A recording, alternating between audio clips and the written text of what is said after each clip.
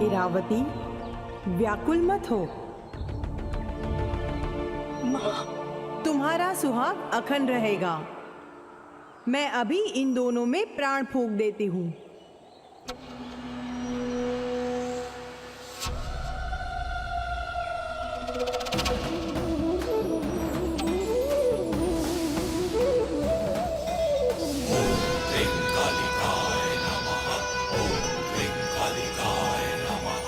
जाओ, इन दोनों के सिरों को उनके धड़ों से जोड़ दो।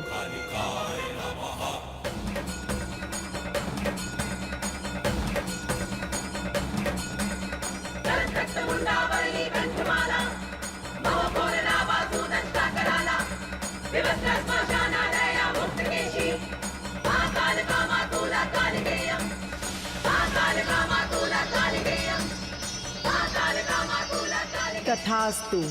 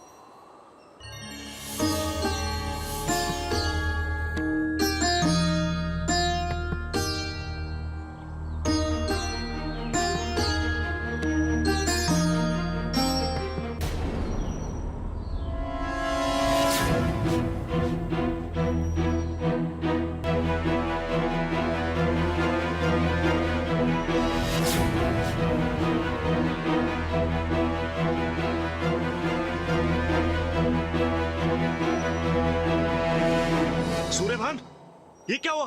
तुम्हारा सर मेरे धड़ पर और तुम्हारा सर मेरे धड़ पर? ये कैसे संभव है?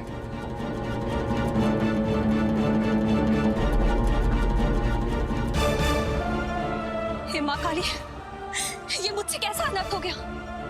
मैंने अपने पति का सर उसके मित्र के धड़ पर, मित्र का सर अपने पति के धड़ पर लगा दिया। ये तो मुझसे बहुत बड़ा अनर्थ हो गया माँ काली।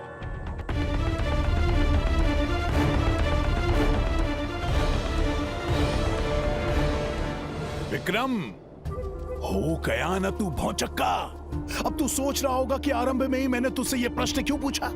मेरा सिर तेरे धड़ पे और तेरा सिर मेरे धड़ से क्यों जोड़ा था? अब वेताल विक्रम है और विक्रम वेताल। मैं जो कहता करता हूं वो मेरा 1100 वर्षों का अनुभव है। अब प्रश्नों का उत्तर देने का समय आ चुका है। किसके साथ रहेगी इरावती? कौन होगा उसका पति?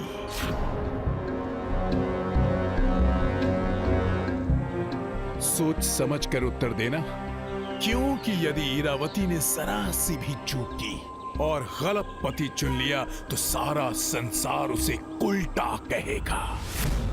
राजा विक्रमादित्य, न्याय करो। बताओ, इरावती का सच्चा पति कौन है? वो चंद्रभान का धड़ जिस पर सूर्यभान का सिर है, या वो सूर्यभान का धड़ जिस पर चंद्रभान का सिर है? बोल विक्रम, न्याय कर। तू बेताल की कहानी सुन चुका है। यदि तुमने जानने के बाद भी मेरे प्रश्नों के उत्तर नहीं दिए तो मैं तुम्हारे सर के टुकड़े टुकड़े टुकड़े कर दूंगा। बोल विक्रम, बोल।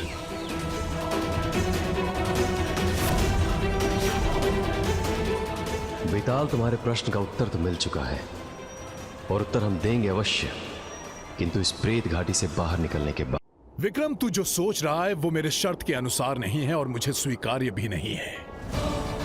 उत्तर तो तुझे अभी देना होगा विक्रम।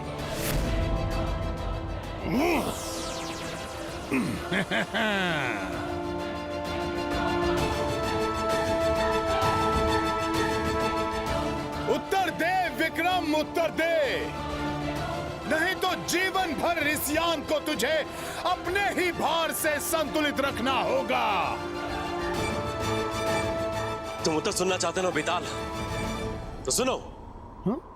ईरावती का पति वही होगा जिसके धड़ पर चंद्रभान का सर होगा।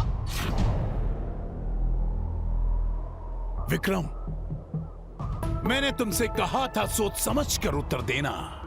मनुष्य की पहचान केवल उसका मुख नहीं, संपूर्ण अस्तित्व होती है, और मनुष्य का तन उसके अस्तित्व का महत्वपूर्ण हिस्सा होता है।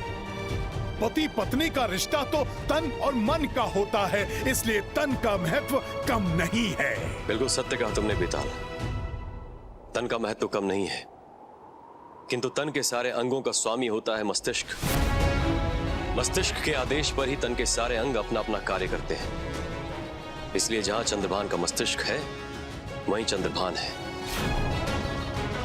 अर्थात ईरावती का पति वही होगा जिसके धड़ पर चंद्रभान का सर होगा।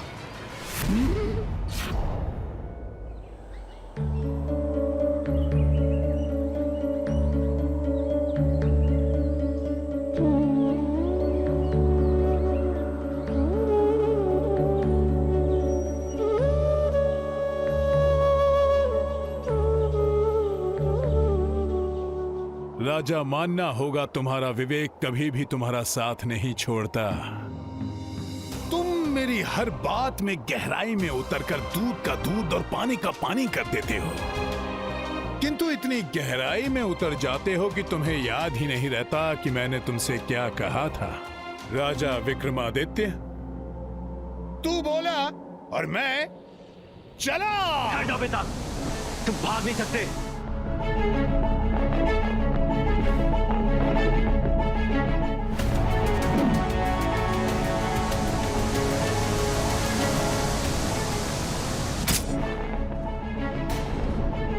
राजा विक्रम, मैं जानता था तू यही करेगा, इसलिए भद्रकाल की शक्ति को मैंने पहले ही चलवा दिया था।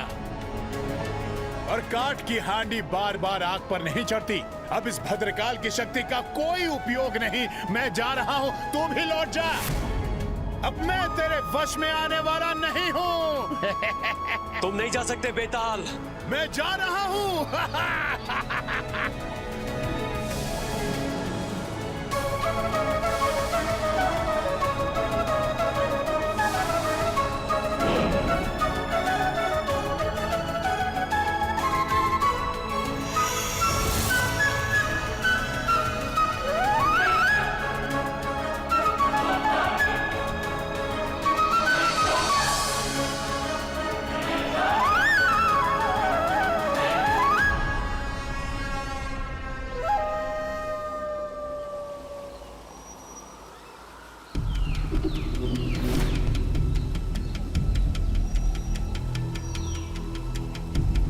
भद्रकाल, बेताल। एक और भद्रकाल है तो दूसरी ओर बेताल। क्या गुत्थी है दोनों की जिसे हम समझ नहीं पा रहे हैं। कोई तो संबंध है इन दोनों के बीच। दोनों एक दूसरे के विपरीत हैं,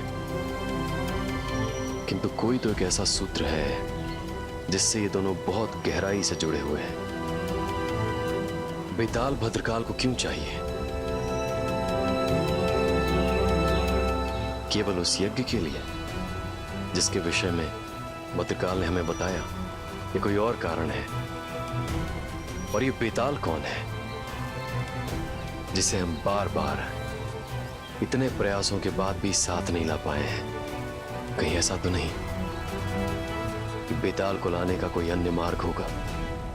राजा विक्रमादित्य, मार्ग तो मैं ढूंढ रहा हूं उस भद्रकाल के अंत का, उस काल के विनाश का जो अपने पैरों तले संसार को रौंद देना चाह रहा है।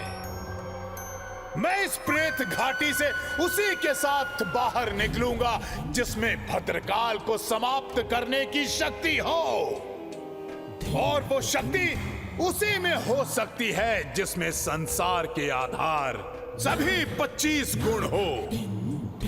राजन, मैं तुम्हारे सभी 25 गुणों की परीक्षा लूंगा, और ध्यान रहे किसी भी गुण में यदि तुम असफल रहे या किसी भी गुण की परीक्षा देते हुए तुम्हारी मृत्यु हुई तो मैं दूसरे विक्रम को ढूंढूंगा, परंतु इन 25 गुणों की परीक्षाओं में कोई समझौता नहीं होगा, नहीं होगा, नहीं होगा।